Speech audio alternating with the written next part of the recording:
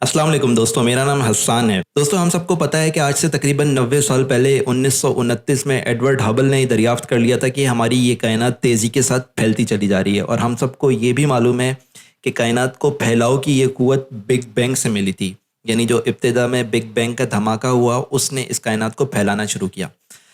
आज से कुछ अरसा पहले तक साइंसदानों का ख्याल था कि बिग बैंग के फैलाव की ये क़ुव्वत कमज़ोर पड़ती जा रही होगी और अब आहिस्ता आहिस्ता कायनात के फैलाव की रफ्तार में कमी आती जा रही होगी।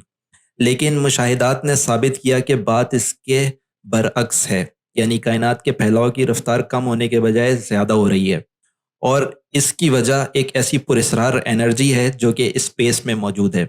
और इसको पुरस्रार मैं इसलिए कह रहा हूँ क्योंकि ये एक ऐसी एनर्जी है जिसके बारे में किसी को नहीं पता कि ये कहाँ से आ रही है, ये क्या है।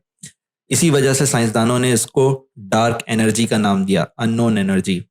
और उससे इंटरेस्टिंग बात यह है कि हमारे लिए ये डार्क एनर्जी या अननोन एनर्जी, इसका जिक्र अल्लाह ताला ने कुरान शरीफ में 1400 साल पहले 2 मकामात पर फरमाया है। तो आज की इस किस्त में हम यही देखेंगे कि ये डार्क एनर्जी क्या है, ये कैसे दरियाफ्त हुई और कुरान शरीफ में इसके बारे में क्या बताया गया है। अब ये बात तो हम सबको मालूम है कि हमारी कायनात की इब्तिदा बिग बैंग से हुई थी। और आज से कुछ अरसा पहले तक साइंसदान समझते थे कि कायनात के लेवल पर, यानी यूनिवर्सल लेवल के ऊपर, दो ही क़ुव्वतें हैं जो कि एक दूसरे के मद्दे मुकाबिल हैं। एक तरफ तो ये बिग बैंग की क़ुव्वत है जो कि इस कायनात को फैलाती जा रही है, इसको फैलाने की कोशिश कर रही है। और दूसरी तरफ, जैसा कि हम सबको पता है कि न्यूटन के कानून के मुताबिक मैटर दूसरे मैटर को कशिश शकल की क़ुव्वत से अपनी तरफ खींचता है। तो साइंसदान समझते थे कि बस यही दो बड़ी क़ुव्वतें हैं जो कि यूनिवर्सल लेवल पर ऑपरेट कर रही हैं। एक तरफ ये बिग बैंग की क़ुव्वत है जो कि इस कायनात को फैलाने की कोशिश कर रही है, और दूसरी तरफ क्योंकि इस कायनात के सेंटर में गैलेक्सीज, स्टार्स और दूसरा मैटर मौजूद है, तो उन सब की ग्रेविटी इस फैलती हुई कायनात को रोकने की कोशिश कर रही है। एक तरफ बिग बैंग फैलाव करना चाह रही है और उसके अपोजिट ग्रेविटी इस फैलाव को रोकना चाह रही है। तो साइंसदानों का ख्याल था कि ये जो ग्रेविटी की क़ुव्वत है जो कि इस फैलाव को रोकने की कोशिश कर रही है, वो हल्के हल्के इस फैलाव की क़ुव्वत को कमज़ोर करती जाएगी और आहिस्ता आहिस्ता ये फैलाव कम होता जाएगा। यानी कायनात के फैलाव की जो रफ्तार है, उसकी स्पीड है, वो हल्के हल्के कम होती चली जाएगी। अब इस बात को समझने के लिए कि वो ऐसा क्यों समझते थे, हम एक मिसाल लेते हैं कि मैं एक कार चला रहा हूँ। उस कार को मैं एक दफ़ा एक्सीलरेटर देता हूँ, एक दफ़ा फोर्स देता हूँ चलाने के लिए। जब मैं एक दफ़ा उसको एक्सीलरेटर दबाऊंगा तो कार एक मखसूस रफ्तार के साथ चलना शुरू करेगी तेज़ी से। उसके बाद मैं अपना एक्सीलरेटर छोड़ दूंगा तो फ्रिक्शन की क़ुव्वत कार की रफ्तार को आहिस्ता आहिस्ता कम करती जाएगी। आहिस्ता आहिस्ता कार हल्की हो के रुक जाएगी। तो कायनात के लेवल पर भी साइंसदान समझते थे कि ऐसा ही हुआ होगा कि बिग बैंग की क़ुव्वत एक दफ़ा बिग बैंग के धमाके ने दी, कायनात तेज़ी के साथ फैलना शुरू हुई और अब वहाँ पे फ्रिक्शन तो नहीं है लेकिन ग्रेविटी है जो कि इस फैलाव को रोकना चाह रही है। तो आहिस्ता आहिस्ता ग्रेविटी इस फैलाव को कम करती जाएगी और कायनात के फैलाव की रफ्तार में भी कमी आती चली जाएगी। लेकिन 90 की दहाई में एस्ट्रोनॉमर्स की दो टीम्स जो कि एक दूर दराज गैलेक्सी में होने वाले सुपरनोवा के ऊपर रिसर्च कर रही थी, उन्होंने एक ऐसा मुशाहिदा किया जिसने उनको शदीद हैरत में डाल दिया। उन्होंने देखा कि कायनात के फैलाव की ये रफ्तार कम होने के बजाय तेज़ होती चली जा रही है। यानी कायनात आज से बहुत अरसा पहले जिस स्पीड के साथ फैल रही थी, आज उससे भी ज़्यादा स्पीड के साथ फैलना शुरू हो चुकी है।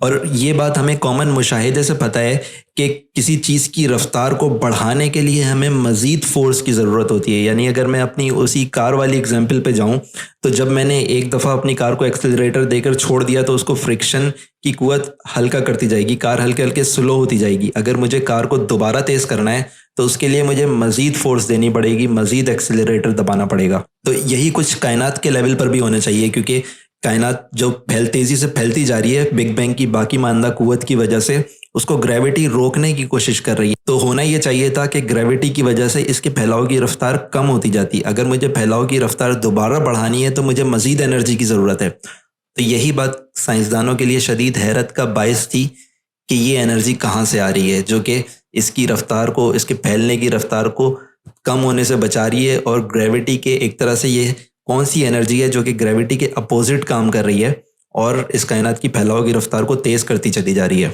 लेकिन आज तक इस बात का कोई कंफर्म जवाब कोई नहीं दे सका। सिर्फ एक हाइपोथेसिस पेश किया गया जिसमें कहा गया कि स्पेस में एक ऐसी एनर्जी मौजूद है जिसको हम देख नहीं सकते, जिसको हम जानते नहीं, لیکن وہ انرجی گریوٹی کے اپوزٹ کام کر رہی ہے، اور وہی انرجی ہے جو کائنات کے پھیلاؤ کی رفتار کو، اس کے بڑھاؤ کی رفتار کو تیز کرتی چلی جا رہی ہے، اور اس کو ڈارک انرجی کا نام دیا گیا، ان نون انرجی۔ سورہ لقمان جو کہ قرآن شریف کی سورہ نمبر 31 ہے، اس کی آیت نمبر 10 میں اللہ تعالیٰ فرماتے ہیں، اس نے آسمانوں کو پیدا کیا بغیر ستونوں کے جو تم کو نظر آئیں۔